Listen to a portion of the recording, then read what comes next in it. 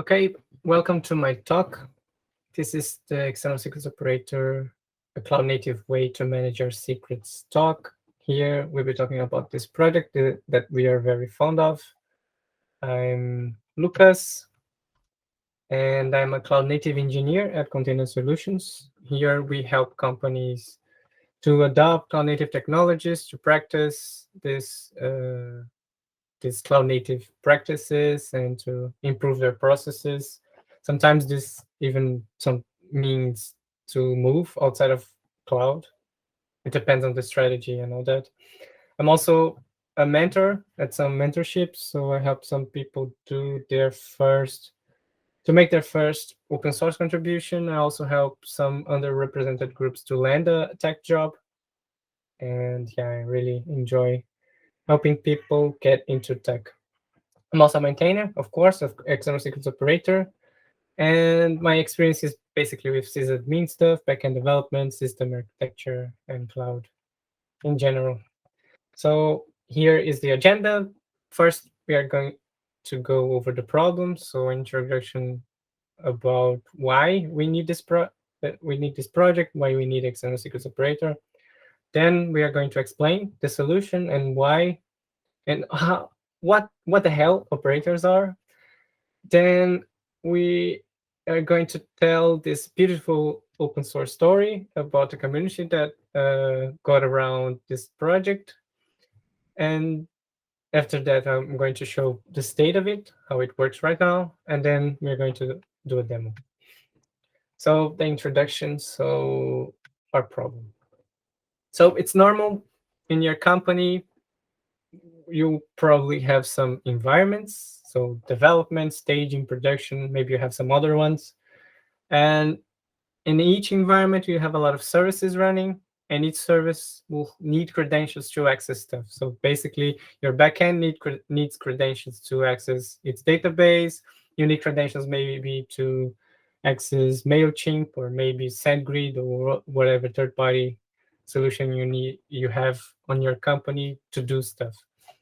And you have tokens, you have certificates, you have usernames, you have passwords, and all these credentials, we call them, to make our life easier, we call them secrets. And it's easy to get hundreds, maybe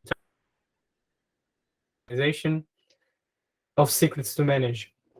And this is a problem because usually it's hard to handle rotation of that. So you need to have scripts, you have to maybe prepare your own automation to do that, depending on what you're doing. It's hard to onboard new services. It's hard to onboard new people with specific accesses. And it's hard to distribute secrets securely. And what we want, this is a possible solution to some of this project, some of these problems. It's not necessarily, this won't solve all of your problems. You need to still need to figure some things out. But what we want is to have a multi-featured solution, established solution like AWS Secret Manager. And we want to still use Kubernetes secrets inside the cluster. So that's the main goal of using external secrets operator. And of course, this thing in the middle, synchronizing this all the time, is the external secrets operator. So this is the solution that we want to bring. And what's the appeal of synchronizing secrets? So what's the appeal of keep these secrets on established solutions? So the first one is you already have some integrations to these services. So if you're using maybe AWS Secret Manager, you already have some other AWS services that use AWS Secret Manager. You can use secrets on AWS Secret Manager. So you can use them like this in the cloud on stuff that already have integration with it, and you can use them in your cluster. And you just manage your secrets on AWS Secret Manager, for example. You can use great features of these services. So like encryptions at rest, easier rotation mechanisms, maybe also random secret generation, and any of these features that you could have on these services. you can declare your secrets in source code, and you can avoid access to the actual secret. So you can use GitOps here and start using some stuff to have code that declares the creation of secrets instead of having secrets on your repositories. And this secret will be created on the cloud, and the operator will synchronize this to the cluster. So with that, you avoid access to the actual secrets. You just have access to the code that generates it, and you can have the same manifest in a way, uh, and just use the pattern and just change for environment specific secrets. So you have uh, basically the same manifest for development, for staging and production. You can just use them to get different secrets. And with that, you keep your secrets where it is secure, like in a service made for that. If you trust the service, so maybe you trust HashiCorp Vault and you have an installation of that and you're using that. Maybe you're using Google Cloud Secret Manager, maybe you're using AWS Secret Manager, and you just keep using it. And okay, we have the problem. We know kind of how we want to solve this, but the thing is, we in this project we use operators, and I want to take a step back and explain operators. I think I can go a bit fast because of this, since this is a Kubernetes conference. But uh, let's go over this explanation. So Kubernetes works like this. We have Kubernetes controllers that are watching both your Kubernetes objects and the things that are actually happening in your cluster. So your Kubernetes objects would be pods, deployments, and services and whatnot. And you have controllers looking at them. The objects are the definition, what you define. You create an object and you define the state that you want. And then on the cluster, you have what's happening in the cluster. And what the controllers will do will basically look at what's defined. If we have a difference, we'll act and correct this change, this difference, to be what you defined. And okay, so what's an operator? What do they have in common with Kubernetes controllers? Basically, an operator is imitating what a Kubernetes controller does.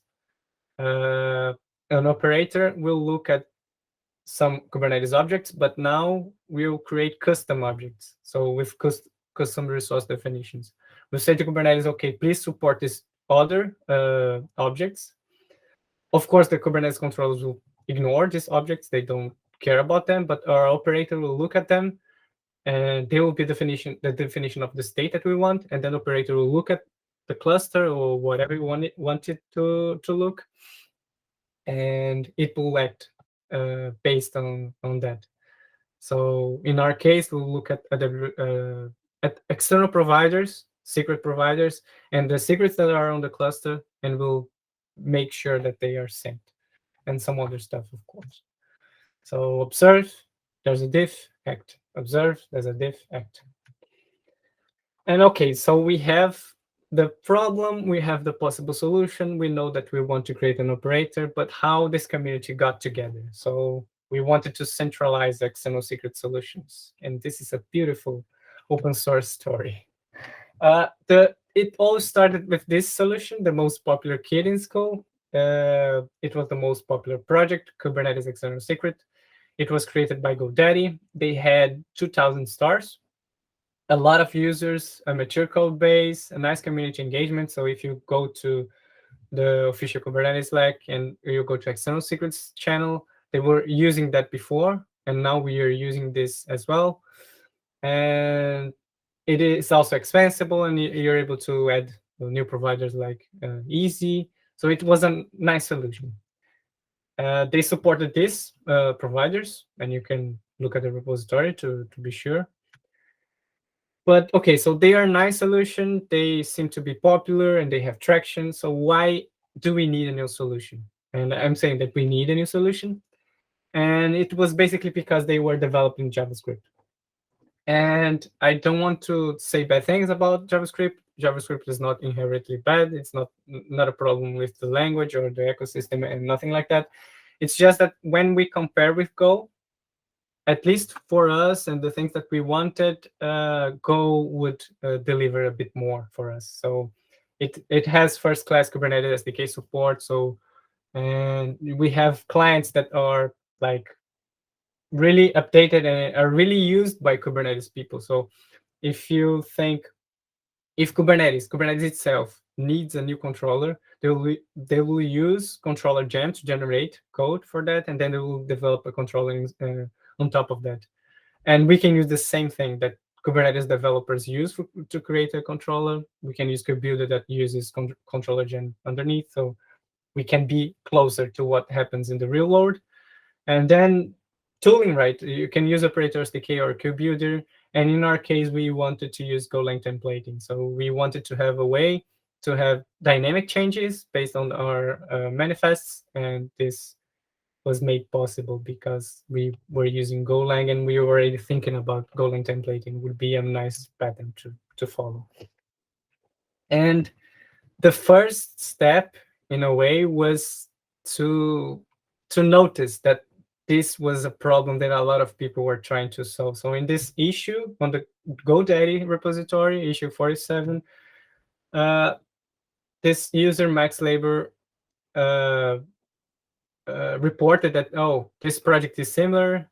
Then, oh, this other project by Container Solutions is also similar. Oh, this other project is also similar. And we ended up finding a lot of projects that were similar. I'm giving credit to some of them here on this slide, sorry. And but if you look at the issue and maybe some other PRs, you can see that there are maybe more than 20 or something like that solutions doing basically the same thing. And in these solutions, in these issues and these discussions, we started discussing what to do. And eventually we need to develop a new solution. But before that, let's create a new common CRD. So Moritz started this effort, this initiative, and he created a pull request, and we started discussing there. And the idea was to have a CRD that would deliver on all the use cases and would be nice and extensible, and we could easily adapt it and all that. And it was nice because some of the solutions at the time started working their way into this CRD already to future-proof the implementation and start testing like, okay, this is a CRD that we could make a new solution over it. And just as a summary of what's happening here, so we had the issue, we found a lot of solutions that were similar and trying to do the same thing. Then Moritz started the CRD discussion, and we discussed on it and we defined stuff. And then we created a project, new organization, External Secrets, a new project, External Secrets. This is the new Shining solution. And we got together with GoDaddy. We also discussed with them, and they decided to also transfer their solution to this organization that we're controlling now. And we have both solutions there, but the idea is to make everyone migrate to the External Secret solution. Eventually, we can also use some GitHub magic to maybe use the stores that we have on the GoDaddy solution. And okay, so what's the current state right now, and what is happening with the new solution?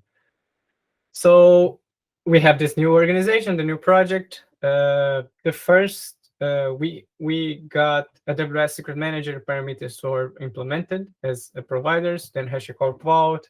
We implemented templating functionalities, as I said, with Golang templating.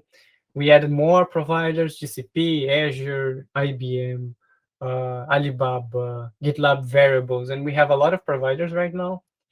And we have some other features that are a bit more complicated, like creation policy merge. If you already have secrets, what happens, and all this stuff that we started to uncover.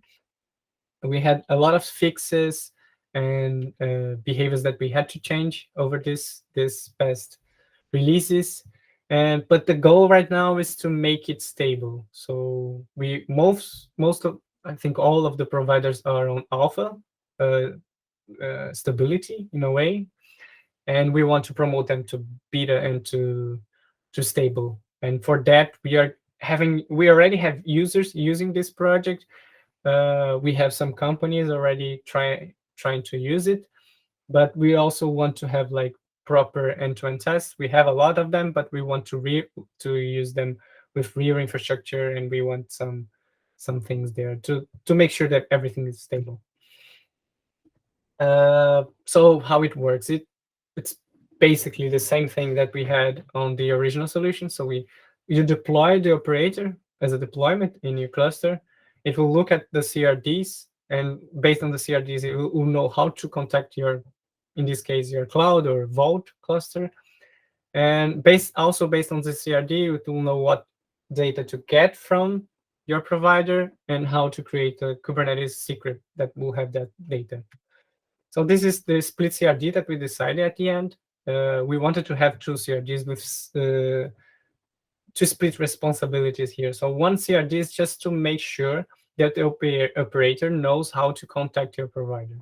So contact your cloud or whatever. So it has credentials, knows what project to talk to on Google Cloud, if it's AWS, what region, if it will use what authentication method it will use, if it's like a server's account key for Google Cloud here or whatever.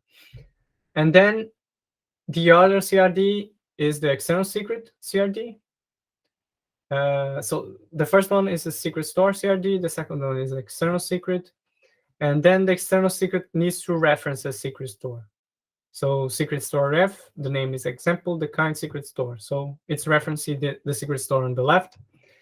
And the refresh interval, so to let the operator know like what is the frequency that you want this secret to be refreshed. I would not recommend 15 seconds like it is in this example, because you can reach rate limits on your cloud or something like that, depending of how many secrets you have and all that. And then this target field, you'll have the name and creation policy. The name will be the name of the secret that will be created in the Kubernetes cluster. And then on the data, the secret key will be like this demo key will be the key on the secret to be created secret. So this will be the key where we're going to sync in the data. And then on the remote ref, we have this key, and it will, this is the name of the secret on the cloud, the name of the secret on the provider. So demo secret will be the secret on the Google Cloud, for example. So here, it's just because here you can notice that we are referencing a secret store with name example and kind secret store. And this maybe makes you think that we'll have another kind, and we have the cluster secret store instead of the secret store. The difference is that the secret store is namespaced and the cluster secret store is cluster scoped. So basically, if you want to have for example, a cluster secret store, only one of them on your cluster, and maybe all of your external secrets on your namespaces can just reference this cluster secret store. And yeah, of course you can do that. Of course, you need to be a bit more careful with RBAC and all that, but yeah. And here, just an example of something that is pretty useful. So basically creating Docker config JSON secrets to be able to pull images from private registries. So you create, this is an example on Google Cloud. So you create a Google Cloud Secret Manager secret named Docker config example in this case, and then you put a JSON string that is the configuration for this Docker config JSON. And then you can create an external secret like this using the template functionality. So here on target, the name will be the same, secret to be created, but then the template will tell the operator to create a final secret that is a Docker config JSON, and it will sync the data on a key that is named .docker config JSON, and it will get the data from this reference here, my secret. And it will, here we need to use Golang template to move from byte array to string, but it doesn't matter. So this manifest will create a valid Docker config JSON. So let's go to a demo. Okay. So I have a cluster. I created a cluster with kind locally here. And I have Google Cloud configured here. A secret already. I have this demo secret. I'll create a new version.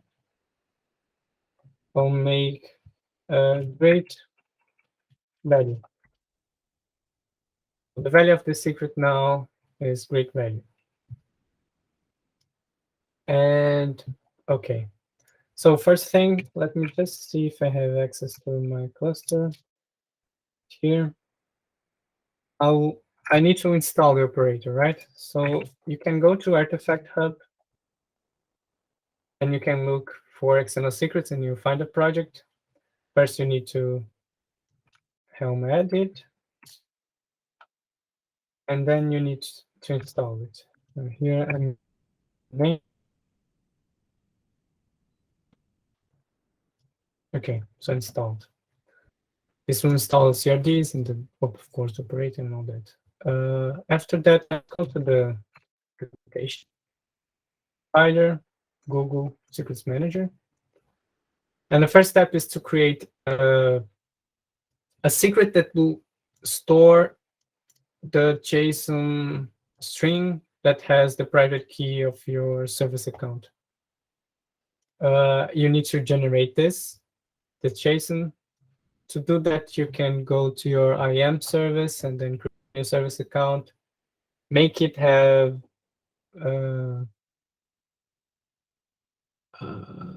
secret manager assessor role permissions, and then generate a key and then just put it here, and then create a secret on your cluster. So let's do that.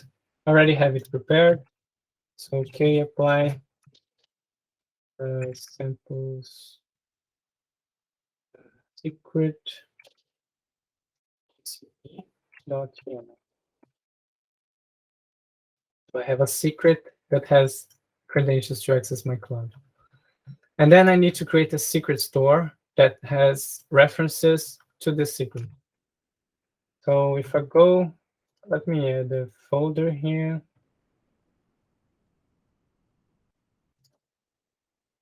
And if I go to here, so I want to create a secret store. Name will be example. I want to use GCP provider, and then the authentication will reference that secret that I just created. So here, and we'll get the credentials from that secret. And the project ID is my project ID in this case. So this looks okay. Then the operator will know how to contact, in this case, Google Cloud. Okay, apply secret store gcp.yaml. Okay. What's the next step? We need to create an external secret. So in my case, I have an example here, and this is it. So the kind will be external secret, the name example, refresh interval 15 seconds. I want to reference the store that I just created. So example secret store. And here it's example and the kind of secret store. So it seems fine.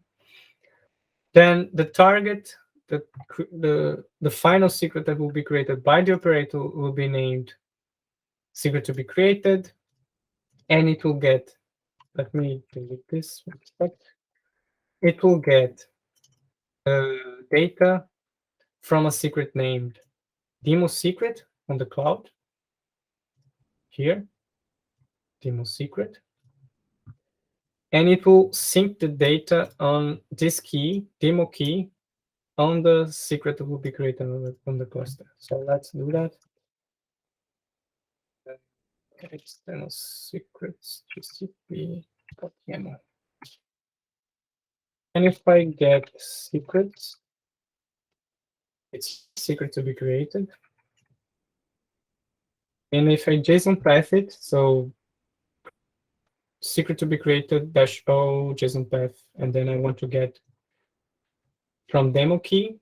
So this is the Let me show you. Okay, describe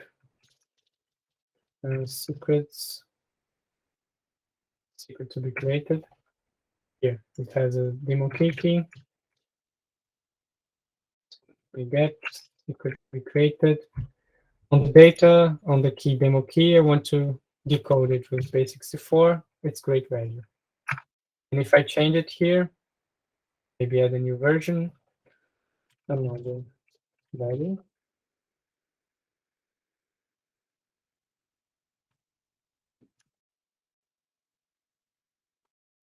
Eventually, yeah, another value. So it's there.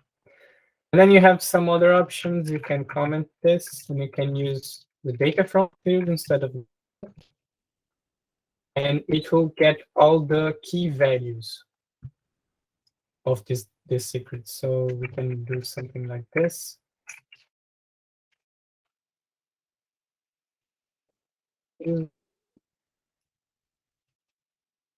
As as very strong password, and then we can get, it will have the two keys that are on that JSON string. So user, wait a bit for it to sync. I have to apply, right?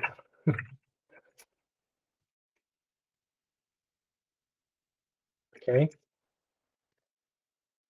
User. Okay.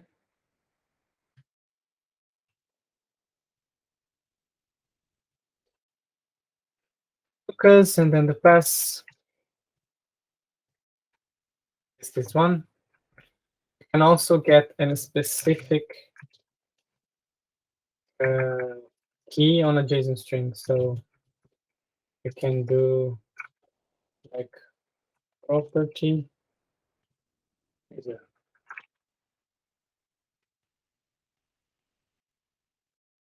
user. No, I have to apply this.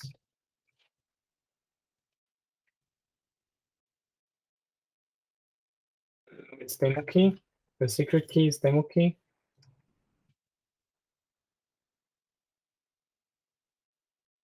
Lucas.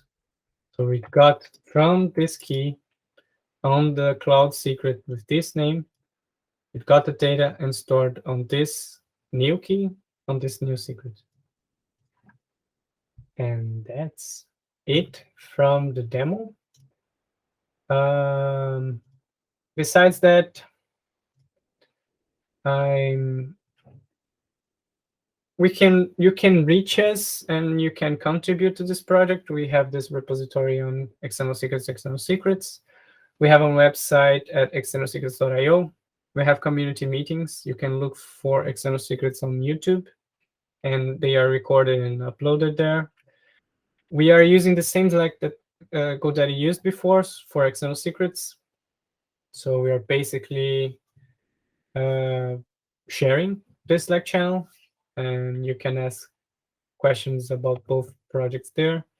The idea is to make everyone migrate from the GoDaddy solution to ours, so that's why. And then there's this blog. You can look for the birth of External Secrets community. You can also send this link somehow later. And I talk about everything that I talked here, but also I give an example of how to add a new provider and how to change the code and all that. Besides that, Container Solutions is hiring, and please reach out to us. We do real career plan, personal development, and public speaking, and working with clients that are really big and really interesting. And we also work with open source, as you see here. Reach me out on Twitter, reach out to Container Solutions on Twitter as well. And that's it. Thanks a lot, and send me all your questions.